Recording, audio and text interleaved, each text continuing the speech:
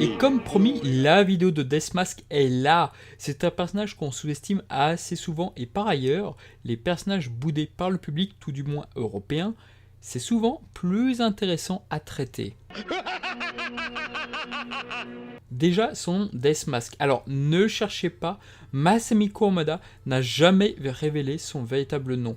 Il aurait très bien pu introduire cette information dans Saint Seiya 0 où on pouvait l'apercevoir avec Aphrodite. En effet, Deathmask, sensiblement plus âgé que ses camarades, était l'un des rares Gold Saints à rester au sanctuaire avec Shura, Aphrodite, Aiolos et Saga. Et par ailleurs, des mangaka qui divulguent quelques secrets, notamment sur des noms, ça s'est déjà vu. Par exemple, dans Dragon Ball où Akira Toriyama, par l'intermédiaire des éditions Dragon Ball Full Color, avait révélé les véritables noms de numéro 17 et numéro 18. Mais à présent, il y a peu de chances que l'auteur revienne sur le véritable nom de Deathmask. Autre détail amusant, lors d'une interview, le mangaka avait indiqué qu'il aurait été intéressant de raconter comment une personne comme Deathmask a pu obtenir une Gold Clause, car dans les faits, c'est une anomalie. Et c'est une question que posera Shiryu et qui restera sans réponse. Cela dit, Saint Seiya 0 nous apporte une confirmation sur un point: Deathmask était déjà plus ou moins tel qu'on le connaît, c'est-à-dire cynique et antipathique. 13 ans avant l'intrigue principale, il n'est pas devenu ainsi sous les ordres du faux grand pop. Et en effet, dans son cas, sa personnalité ne colle clairement pas à l'image des saintes d'Athéna. Cette question demeurera sans réponse à l'instar de son véritable nom. Mais sur cette dernière question, est-ce que cela ne serait-il pas décevant si on nous révélait justement son nom? Concernant le nom Deathmask, cela pourrait être une référence à la famille impériale Heike, selon des experts du forum Les Ailes Immortelles. En effet, en 1160, la famille Heike fit face à celle de Minamoto et fut vaincue, mais pour échapper au Minamoto, la famille Heike se suicida. Peu après cela, apparaîtront dans la mer des crabes très originaux, dont la carapace pourrait rappeler un visage humain. Plusieurs légendes urbaines voient le jour, notamment que ces crabes seraient la réincarnation de la famille Heike. Voilà ce qui pourrait être à l'origine du nom de Deathmask, faisant bien sûr en plus écho au visage de sa maison par la même occasion. Deathmask apparaît de manière assez impressionnante dans le chapitre 28, et c'est à ce moment-là que Deathmask intervient pour ôter la vie de Doko avant que Shiryu ne s'interpose. Par rapport à ce qu'on voit de Doko dans le Junikyu, on aimerait bien savoir ce qui se serait passé sans l'intervention de Shiryu. Deathmask montre à ce moment-là ô combien son niveau est très important par rapport au Silver Saint notamment, et Shiryu est impuissant. Outre cette différence de niveau, c'est également la différence d'esprit chevaleresque qui est soulignée. Ainsi, Deathmask y apparaît comme l'assassin à la solde du grand pop, accomplissant sa mission sans état d'âme. Lors de l'adaptation de ce chapitre, par l'épisode 39, le réalisateur Ishizaki Suzumu reprend quelques informations transmises par Aeolia et appuie donc le combat sur la rapidité du saint du cancer, créant ainsi une scène où Shiryu est victime d'un saint se déplaçant à la vitesse de la lumière. Le combat est toutefois interrompu par Mu, et à ce moment où Deathmask allait utiliser sa botte secrète, lors de ce rapide échange, Deathmask n'est clairement pas enclin à affronter Mu, et en vient à esquiver le combat. Une prédiction pour la suite? Le match est donc nul, même si Shiryu a eu beaucoup de chance, car sans l'intervention de Mu, on n'aurait pas donné cher de sa peau. Avec l'arrivée de nouveaux adversaires très puissants par l'intermédiaire de Shaka, Milo, Aeolia et Deathmask, l'auteur permet de bien mettre la pression sur le nouvel arc qui est sur le point de démarrer. Les retrouvailles de Shiryu et Deathmask auront lieu par le chapitre 32, l'occasion de voir de plus près la maison du cancer, qui, à l'instar de la clause de Deathmask, est très différente des autres. Oui, car comme souligné dans la vidéo sur les modèles de Saint Seiya, la clause du cancer arbore des pointes et des motifs au fond bien différents des autres, et sa clause semble avoir été calibrée pour être un antagoniste. D'ailleurs, parmi les surprises des renégats, celle du cancer est justement celle où les différences sont les plus minimes. Oui, car les surprises des Gold disposent de quelques variations notables à travers des pointes. Quant à la maison du cancer, impossible de ne pas y revenir sur ces nombreux visages dignes d'un film d'horreur. Le site du script du sanctuaire nous apprend que des anciennes cités indiennes précolombiens disposaient de visages de morts placés en effet sur des murs. Le point de référence de Masami Kurumada pourrait se rapporter donc à cela. L'anime changera considérablement le temple de la maison du cancer via le très talentueux Tadao Kubota qu'on ne présente plus. La maison semble s'inspirer de la maison bouddhique. Quelques chercheurs chez les fans espagnols pensent que le temple tel qu'il a été conçu par Tadao Kubota serait grandement inspiré du temple Kailasanata. Quand on regarde la pointe du temple par rapport à celle de la maison du cancer, oui, ça semble bien coïncider. La maison du cancer ressemble à une croix qui pourrait rappeler quelques temples bouddhistes.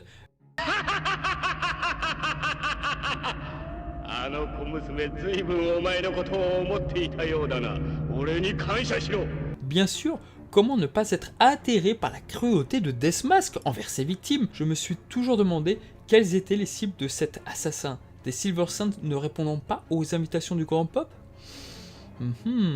Seiya et Shiryu ne peuvent qu'être révoltés encore plus lorsque les masques révèlent également la présence d'enfants. Les visages sont bien plus effrayants selon moi dans le manga que ceux montrés dans l'anime.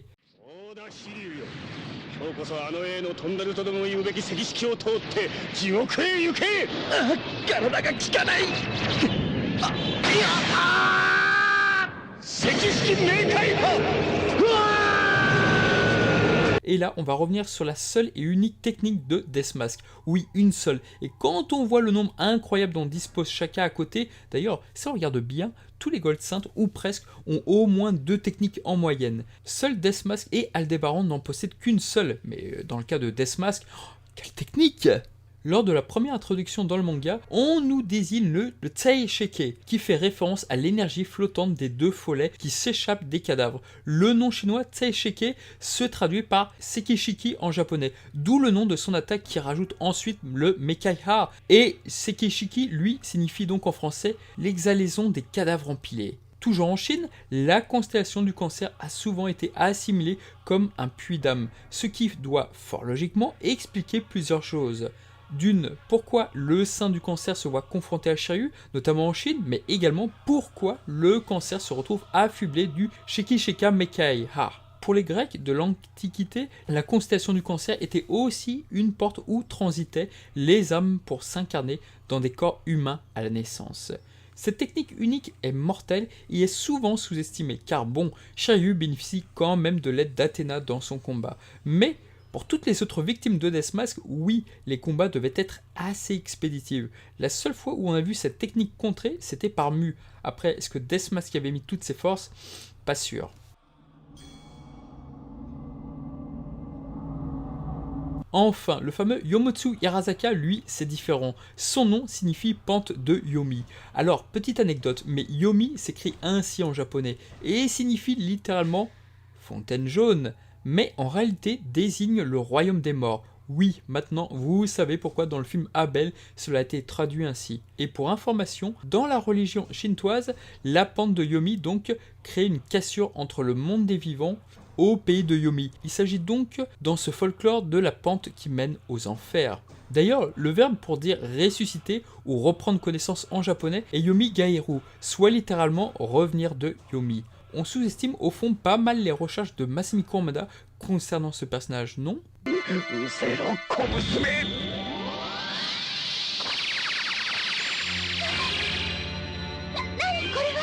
Même si ce ne sont pas des techniques, Deathmask prouve qu'il dispose de pouvoirs de télékinésie lorsqu'il s'en prend à Shonrai, qu'il parvient à faire léviter, et pourtant il se trouve au Yomotsu Yarazaka en fait. Donc c'est une attaque mentale interdimensionnelle, alors que sa victime est en Chine. De même que l'anime semble faire léviter au moment où il est sur le point de mener Shiryu au fond du Yomotsu Yarazaka. Bon, cela dit, dans le manga, la manière dont il quitte le pic des 5 veillards, ça semble tenir également de la lévitation. Je ne serais pas étonné que le staff ait songé à cela par rapport à sa façon de disparaître derrière la cascade de Doko, et ce, sans jamais tomber.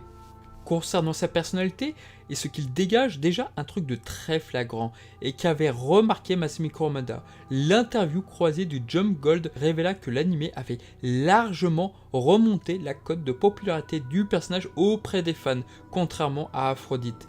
Et dans mon cas, dans la série de 1986, que ce soit le design de Deathmask ou son visage, il dégage une classe incroyable et est du coup bien plus impressionnant que dans le manga. Ses réactions, son visage, l'incroyable assurance qu'il dégage, c'est le jour et la nuit. Deathmask constitue vraiment un des meilleurs passages du manga à l'anime au sein de cette adaptation. Alors qu'à contrario, dans le manga, Deathmask est bien plus impressionnable et a même des allures de bouffon. Le personnage semble même gueuler à chacune de ses phrases pour bien indiquer sa cruauté. Là, dans l'anime, c'est bien plus nuancé, selon moi, cette partie-là. Et on doit cela en grande partie à Ryoichi Tanaka, qui a parfaitement compris la personnalité du personnage. D'ailleurs, il fait partie des rares seiyuu à n'avoir jamais été remplacé sur ce personnage. Même si, en effet, en 2015, il avait 69 ans et on sentait qu'il avait quelques difficultés sur le rôle, hélas. Mais la voix est tellement bien calibrée sur ce personnage. D'ailleurs, Ryoichi Tanaka est connu pour être la voix de Devilman au Japon.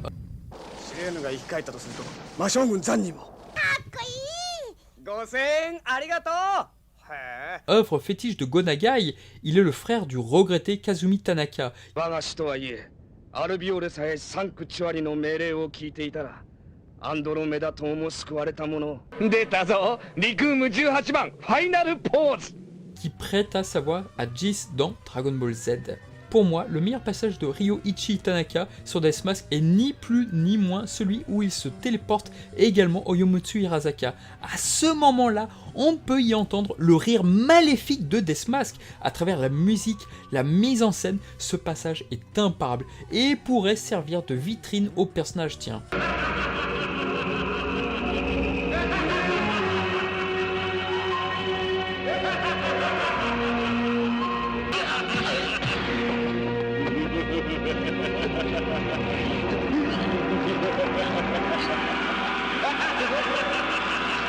Par l'intermédiaire de Deathmask, nous avons également un petit cours d'histoire, puisque, attention, point Godwin, dans le manga, le saint du cancer cite les nazis pour indiquer que le bien et le mal sont des notions floues et subjectives qui fluctuent selon le lieu et les époques, et que l'on peut ainsi relativiser les actions controversées de l'actuel grand pop. Kuromoda va encore plus loin en parlant des exactions de l'armée japonaise, sujet sensible ô combien tabou dans un Japon encore sujet au révisionnisme historique.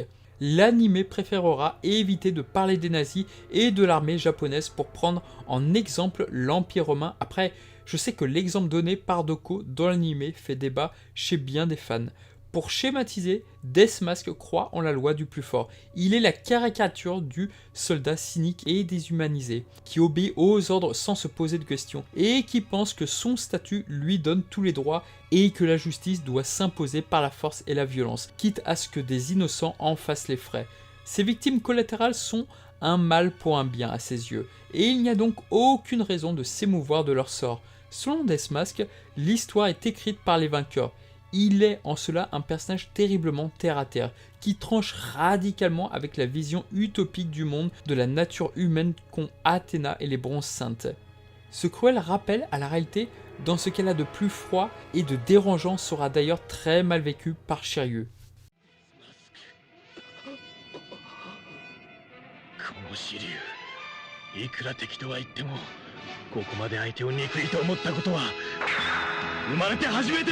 C'est une donnée intéressante car au fond, en s'en prenant à Shanae, de la sorte, oui, Deathmask aurait pu être vaincu alors très facilement par Shiryu, et ce par une éclatante vengeance et par un sens de la justice.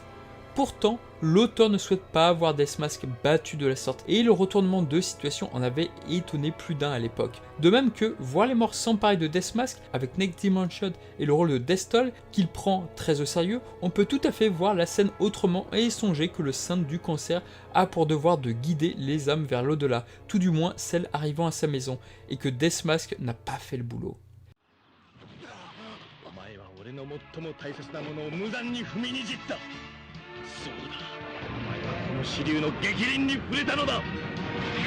L'anime avait mis le paquet là-dessus pour cette scène car contrairement au manga, les cheveux de Shiryu restaient en l'air tel un Super Saiyan. Bon, rappelons que le Super Saiyan dans Dragon Ball, eh bien ça n'existait pas au moment de l'élaboration de cet épisode. Non, c'est la tradition japonaise de voir les cheveux des personnages hérissés dans les moments de pure colère. D'ailleurs, Dans Dr. Slump, c'était le cas avec Tsukutsun. La colère de Shiryu est belle et nous ne le reverrons jamais ainsi. L'épisode 49 est vraiment un bijou sur les dernières minutes. Un tel retournement de situation ne s'était jamais vu ainsi. La colère, les paroles de Shiryu fonctionnent à merveille. Et même en VF, tandis que Death Mask, lui, en vient même à avoir peur de la rage de son adversaire. Fait rare, mais 2 réalisateurs sont crédités sur cet épisode, à savoir Shu Takagi et Hiroyuki Yokoyama. Ils ont collaboré en binôme sur les épisodes 49 et 54. Shu Takagi a uniquement participé à 2 épisodes et a réalisé le storyboard de 3 épisodes. On a pu le revoir sur la mignonne série Bosco Daiboken, mais depuis il est porté disparu. Alors que Hiroyuki Yokoyama a un CV bien plus important. Et il est possible que Shu Takagi l'ait soulagé sur la réalisation en raison de planning difficile, qui sait. Quoi qu'il en soit, l'épisode 49 est un bon cru. Je vous invite à le revoir, il y a peu de chances que vous soyez déçus. En parlant de difficultés au sein du staff, il s'est peut-être passé une anomalie, puisque lors de l'épisode 48, réalisé par Kozo Morishita, réalisateur de la série, eh bien nous avons un très long résumé récapitulatif en guise d'introduction. Déjà, l'épisode a été diffusé le 26 septembre 1987. Il a donc été produit au moins 2-3 mois avant sa diffusion. Cet épisode adaptait le chapitre 48, lui publié à partir du 25 mai 1987, soit 5 mois max d'avance pour le mangaka. La situation était vraiment très délicate à ce moment-là pour le staff, et on comprend encore mieux l'insertion des disciples de Shaka dans ce contexte-là. Car le problème de cet arc, c'est qu'il est en ligne droite et il est très difficile de rallonger un combat. C'est pour cela que nous avons eu des passages entre Ayolia et Shaina, le tout pour permettre à l'anime de ne pas rattraper trop vite le manga. Évidemment, on sait qu'ils échoueront sur la fin, hélas. Quoi qu'il en soit, cela pourrait expliquer ce très long résumé. L'épisode, en comptant l'opening, ne commence véritablement qu'à partir de 7 minutes 35. Quant à l'épisode 50, on avait le droit à un excellent placement de la musique Saori Torawaru provenant du premier film.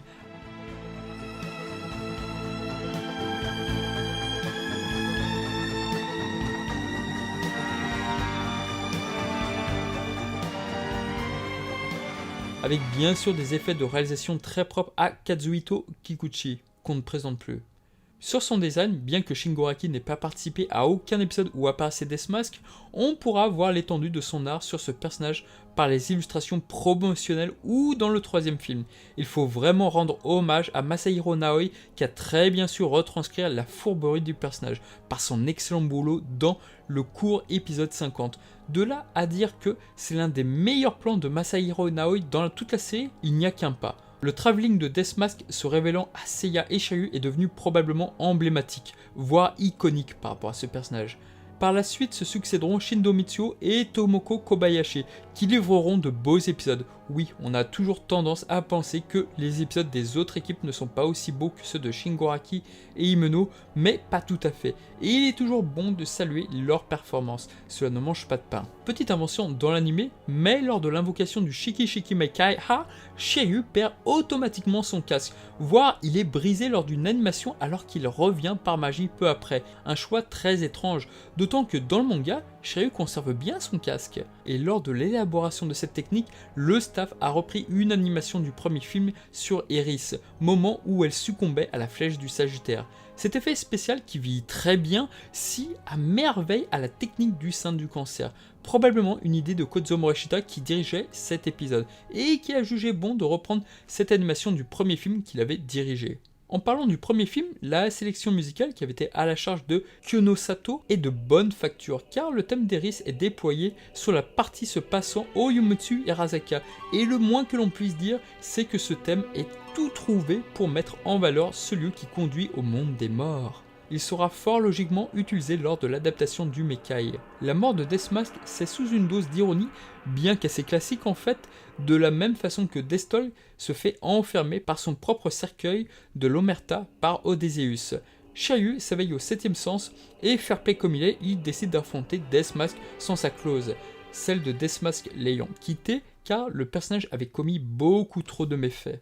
La volonté des clauses, c'est vraiment quelque chose qu'on voit au final peu dans le manga. Bien sûr, l'exemple le plus connu, c'est la clause du Sagittaire, car celle-ci semble avoir hérité de la volonté d'Aiolos. Même chose sur la clause du Verseau qui protège Yoga face à Poséidon, mais une clause quittant son porteur de manière volontaire Le cas de Deathmask est vraiment unique, sauf si bien sûr on compte Saga dans l'anime.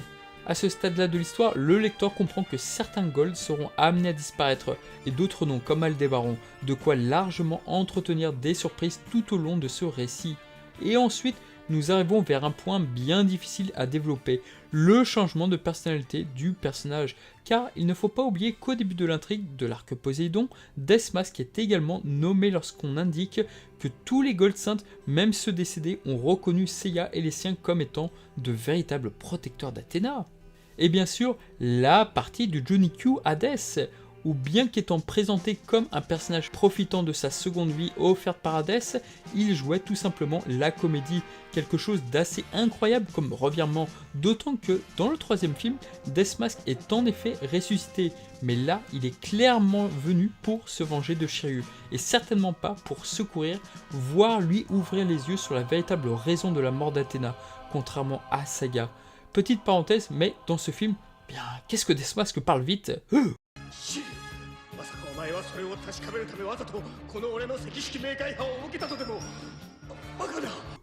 Sa rédemption, elle est aussi mystérieuse que son nom à vrai dire. Qu'est-ce qui a pu motiver cela? Il y a beaucoup trop d'ombre sur sa personnalité, et avec Saint Seiya Zero, où il était déjà présenté comme un personnage faisant passer avant tout son intérêt personnel, la question en devient plus complexe. Dans Soul of Gold, c'est délicat, car c'est un autre Deathmask. Après tout, on n'avait jamais revu ce saint sans jouer la comédie face à Mu, donc oui, sa personnalité fait sujet à de nombreux débats. Après, le personnage s'est racheté. Est-ce cela la véritable personnalité après l'arc d'Hadès, ou bien est-ce selon vous un ratage des scénaristes? Honnêtement, je suis très partagé sur la question. On pourra toujours se dire que c'est son petit séjour au Cosside qui l'a traumatisé. Il parle bien de l'horreur du monde des morts à Mu par exemple, et qu'une fois qu'il s'est retrouvé lui-même de l'autre côté de la barrière, il a finalement compris à quel point la vie était précieuse. En tout cas, c'est ce qu'on pourrait penser. Malgré tout, le personnage n'est pas si populaire en Europe, contrairement à des sagas ou Shaka, souvent en haut du panier. Et au fond, The Lost Canvas a répondu à une attente en proposant Manigoldo, qui devait être le Vegeta chez les Gold Saints. Enfin après, on peut toujours relativiser en disant que c'est plutôt Deathmask le Vegeta des Gold. Comme Vegeta, il butait tout le monde, y compris les enfants et vieillards, et ça ne le dérangeait pas le moins du monde, et de s'humaniser peu à peu. Manigoldo, en comparaison, ce serait peut-être un Deathmask qui n'aurait pas mal tourné, employant des méthodes contestables, mais au fond de lui réside un Gold avec des valeurs morales qui font mouche chez le lecteur.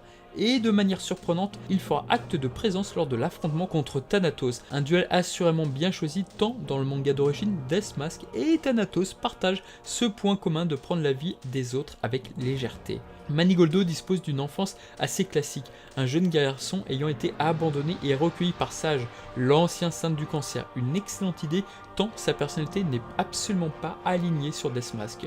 Toujours est-il que le sacrifice de Manigoldo fera son petit effet, d'autant que sur ce coup-ci, Teshirogi ne fait pas tuer un Gold Saint en emportant avec lui un adversaire, ça j'apprécie. Sur Schiller, j'ai pas grand chose à dire, car il ne m'a pas tant marqué que cela. Bien sûr, son rapport à la mort est intéressant et son passé fait écho avec celui de Yuna, l'anime fait évoluer le saint du cancer en tant que nécromancien. C'est original et il semble en quête d'immortalité. C'est morbide et petite surprise, le personnage est réservé à Yuna et non à Ryuo. On peut aussi souligner qu'il dispose d'une attaque supplémentaire, à savoir le Sekishiki Mekai Rimbu, qui provoque 2 tornades sur la cible. Eh oui, ce sont les cadavres de tous les imprudents qui ont osé mettre les pieds dans la maison du cancer. Hey! Moi je m'appelle Masque de mort. Il s'appelle Masque de mort. Exactement. Bien sûr, il y a la nouvelle déclinaison de Deathmask du 6e film. Et là où on rejoint un peu le côté bouffon du manga, je dois avouer que l'une des opinions négatives qui revenait le plus dans ce film, c'était la chanson de Deathmask. C'était un sacrilège pour beaucoup de fans, alors que moi, je trouvais pas l'idée si mauvaise que ça. Le problème, c'est que sa chanson, je l'ai oubliée et elle ne m'a pas marqué, et les effets fantomatiques étaient presque cheap pour moi. C'est dommage, il aurait fallu confier la séquence à Tim Burton et Danny Elfman selon moi. Voilà, en tout cas pour cette longue vidéo sur Deathmask, j'espère que vous l'aurez apprécié et prenez soin de vous, je vous dis à très bientôt, bisous, salut.